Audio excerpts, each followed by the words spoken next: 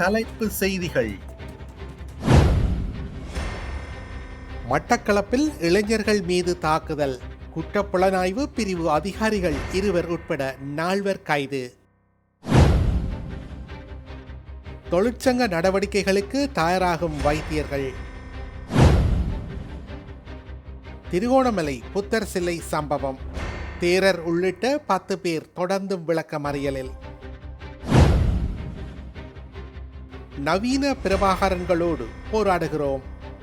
விரிவான செய்திகள். மட்டக்களப்பு நாவலடி கடற்கரையில் தவறவிட்ட கேமரா அடங்கிய பையை தேடிச் சென்ற புகைப்பட கலைஞர்கள் மீது தாக்குதல் நடத்திய சம்பவம் தொடர்பில் மட்டக்களப்பு குற்றப்புலனாய்வு பிரிவின் அதிகாரிகள் 2 உட்பட 4 காத்தான்குடி போலீசாரால் கைது செய்யப்பட்டுள்ளனர். கடந்த சனிக்கிழமை மாலை நாவலடி கடற்கரை பகுதியில் படப்பிடிப்பில் ஈடுபட்டிருந்த கல்லடியைச் சேர்ந்த புகைப்பட கலைஞர்கள் குழுவினர் தவறுதலாக தமது கேமரா மற்றும் உபகரணங்கள் அடங்கிய தோள் பையை அங்கேயே விட்டு சென்றுள்ளனர். பின்னர் அவர்கள் இரவு 8 மணியளவில் பையை தேடிச் சென்ற போது அங்கிருந்த 4 பேர் கொண்ட குழுவினர் மீது டார்ச் லைட் வெளிச்சம் பட்டுள்ளது. இதனால் ஆத்திரமடைந்த அக்குழுவினர், நாங்கள் சிஐடி அதிகாரிகள், ஏன் எங்கள் மீது வெளிச்சம் பாய்ச்சினீர்கள் என கேட்டு தாக்குதலை ஆரம்பித்துள்ளனர். தகவலிருந்து அங்கு வந்த ஏனைய புகைப்பட கலைஞர்கள் மற்றும் நிறுவன உரிமையாளர்கள் மீது குறித்த குழுவினர் சரமாரியாக தாக்குதல் நடத்தியுள்ளனர். தாக்குதலுக்கு அஞ்சி புகைப்பட கலைஞர்கள் தமது கை தொலைபேசிகள் மற்றும் கேமராக்களை அங்கேயே விட்டுவிட்டு தப்பியோடியுள்ளனர். தாக்குதலில் படுகாயமடைந்த ஒருவர் மட்டக்களப்பு போதனா வைத்தியசாலையில் அனுமதிக்கப்பட்டுள்ளார். ஞாயிற்றுக்கிழமை காலை புகைப்பட நிறுவன உரிமையாளர் காத்தான்குடி போலீஸ் நிலையத்தில் முறைப்பாடு செய்திருந்தார். விசாரணைகள் நடைபெற்று கொண்டிருந்த நிலையில் தாக்குதல் நடத்திய அதே சிஐடி அதிகாரிகள் 2 கடற்கரையில் கைவிடப்பட்ட நிலையில் கேமரா பையை மீட்டோம் என கூறி அதனை ஒப்படைக்க போலீஸ் நிலையத்திற்கு வந்துள்ளனர். இதன்போது முறைப்பாட்டாளரால் அவர்கள் அடையாளம் காட்டப்பட்டதை அடுத்து சிஐடி அதிகாரிகள் 2 உடனடியாக கைது செய்யப்பட்டனர். அவர்களுடன் தாக்குதலில் ஈடுபட்ட மட்டக்களப்பை சேர்ந்த ஏனைய 2 நண்பர்களும் போலீசாரால் கைது செய்யப்பட்டனர். கைது செய்யப்பட்டவர்கள் கம்பளை மற்றும் மட்டக்களப்பு பிரதேசங்களை சேர்ந்த சிஐடி அதிகாரிகள் எனவும் ஏனைய 2 அவர்களது நண்பர்கள் எனவும் தெரிய வந்துள்ளது.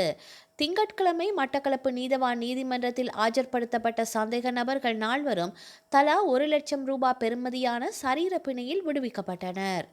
ஜனவரி மாதம் 23 முதல் நாடளாவிய ரீதியில் தொடர் தொழிற்சங்க நடவடிக்கைகளை ஆரம்பிக்க உள்ளதாக அரச வைத்திய அதிகாரிகள் சங்கம் தெரிவித்துள்ளது. நேற்று நடைபெற்ற நிறைவேற்று குழு கூட்டத்தில் இந்த தீர்மானம் எடுக்கப்பட்டதாக அச்சங்கம் குறிப்பிட்டுள்ளது. 2026ஆம் ஆண்டிற்கான வரவு செலவு திட்ட யோசனைகளூடாக வைத்தியர்கள் மற்றும் சுகாதார சேவையின் உண்மையான பிரச்சினைகளுக்கு தீர்வுகள் கிடைக்கப்பெறாததினால் வைத்திய சமூகத்திற்குள் கடும் அமைதியின்மை ஏற்பட்டுள்ளதாக அவர்கள் தெரிவிக்கின்றனர். இது தொடர்பாக ஜனாதிபதி மற்றும் சுகாதார அமைச்சருடன் கலந்துரையாடியதன் மூலம் தாம் மேற்கொள்ள உத்தேசித்திருந்த தொழிற்சங்க நடவடிக்கைகள் தற்காலிகமாக இடைநிறுத்த தீர்மானித்ததாக அரச வைத்திய அதிகாரிகள் சங்கம் குறிப்பிடுகின்றது. எவ்வாறாயினும் உரிய கலந்துரையாடல்கள் இடம்பெறாமை மற்றும் இணக்கப்பாடுகள் நிறைவேற்றப்படாமை காரணமாக அரச வைத்திய அதிகாரிகள் சங்கம் கடுமையான தொழிற்சங்க நடவடிக்கையில் ஈடுபட தீர்மானித்துள்ளதாக அச்சங்கம் சுட்டிக்காட்டுகின்றது. திருகோணமலை புத்தர் சிலை சம்பவம் தொடர்பில் கரையோர பாதுகாப்பு சட்டத்தை மீறியமை மற்றும் சட்டவிரோத நிர்மாணங்கள் குறித்து குற்றஞ்சாட்டப்பட்டுள்ள 4 பிக்குகள் உள்ளிட்ட 10 சந்தேக நபர்களையும் எதிர்வரும் 28ஆம் திகதி வரை தொடர்ந்தும் விளக்கமறியலில் வைக்குமாறு உத்தரவிடப்பட்டுள்ளது. பலாங்கொட கசப்ப தேரர் உள்ளிட்ட சந்தேக நபர்களை நேற்று திருகோணமலை நீதவான் நீதிமன்றில் முன்னிலைப்படுத்திய போது இந்த உத்தரவு பிறப்பிக்கப்பட்டது.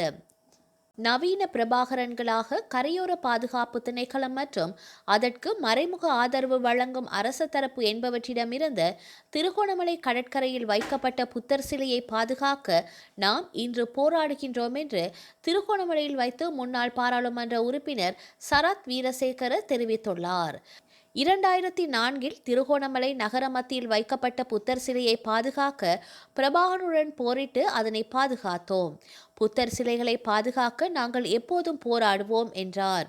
திருகோணமலை டச் பே கடற்கரையில் 2025 ஆண்டு நவம்பர் மாதம் 16ஆம் திகதி வைக்கப்பட்ட புத்தர் சிலை தொடர்பிலான வழக்கு திருகோணமலை நீதவான் நீதிமன்றத்தில் திங்கட்கிழமை எடுத்துக்கொள்ளப்பட்டது.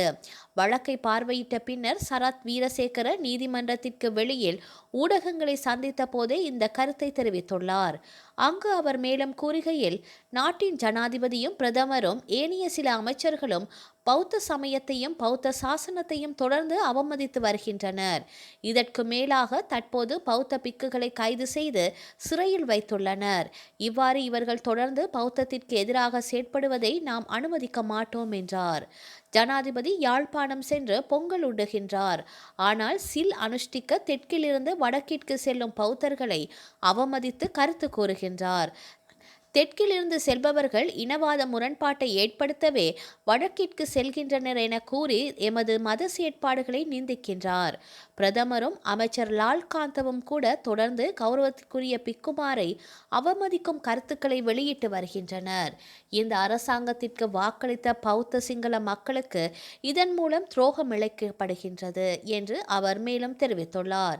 இதேவேளை வழக்கு நடவடிக்கைகளை பார்வையிடுவதற்காக கிழக்கு மாகாண முன்னாள் ஆளுநர் அனுராதா ஜெகம்பதி, மத்திய மாகாண முன்னாள் ஆளுநர் மிகுந்தலை விகாரையின் நாயக்க தேரர் மற்றும் அதிக எண்ணிக்கையிலான தேரர்கள், அரசியல்வாதிகள் ஆகியோர் திருகோணமலைக்கு வருகை தந்திருந்தனர்.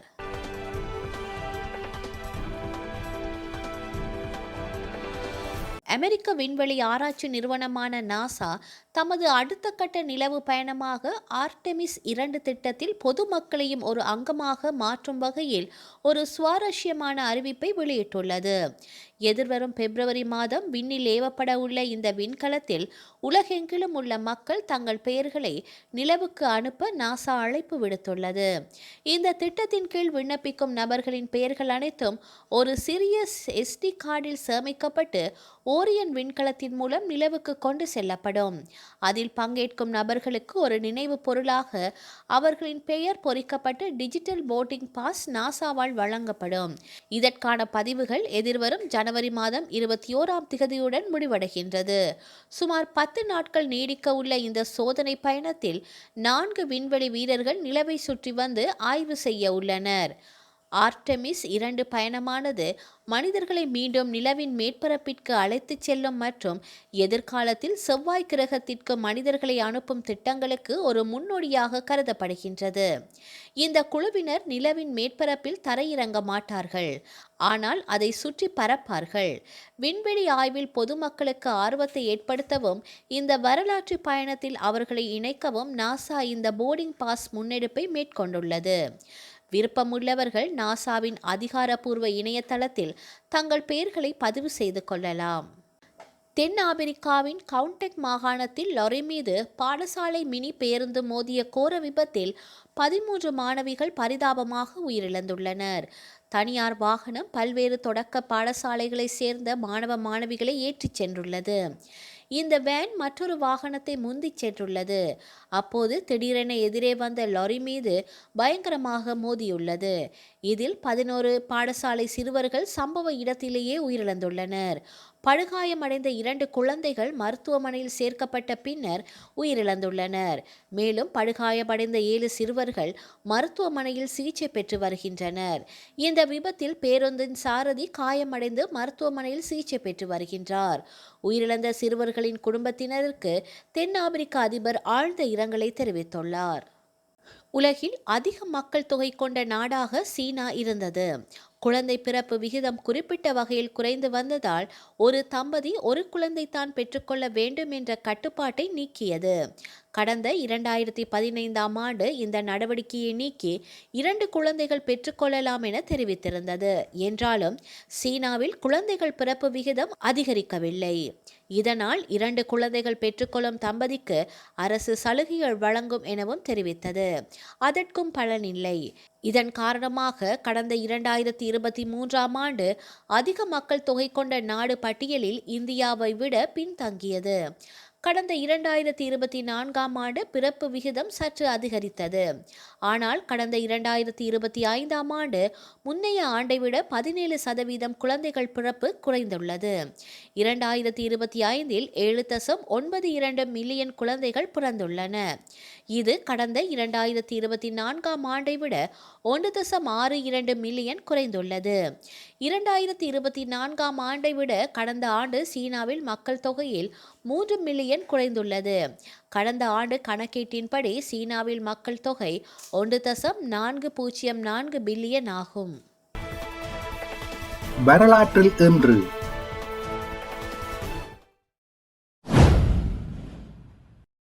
1913 யாழ்ப்பாணம் உடுவிலில் ராமநாதன் பெண்கள் கல்லூரி ஆரம்பிக்கப்பட்டது. 1991 சூடான் அரசு நாடெங்கும் இஸ்லாமிய சட்டத்தை அறிமுகப்படுத்தியதை அடுத்து நாட்டின் வடக்கு பகுதி முஸ்லிம்களுக்கும் தெற்கில் வாழும் கிறிஸ்தவர்களுக்கும் இடையில் உள்நாட்டுப் போர் மேலும் தீவிரமடைந்தது. 1995 திருத்தந்தை 2ஆம் அருள் சின்னப்பர் 2 நாள் பயணமாக இலங்கை வந்து சென்றார். 2009 பராக் ஒபாமா அமெரிக்காவின் முதலாவது ஆப்பிரிக்க அமெரிக்க அரசு தலைவராக பதவியேற்றார். செய்திகளை உடனுக்குடன் தெரிந்து கொள்ள உடனே சப்ஸ்கிரைப் செய்து பெல் பட்டனை கிளிக் பண்ணவும்.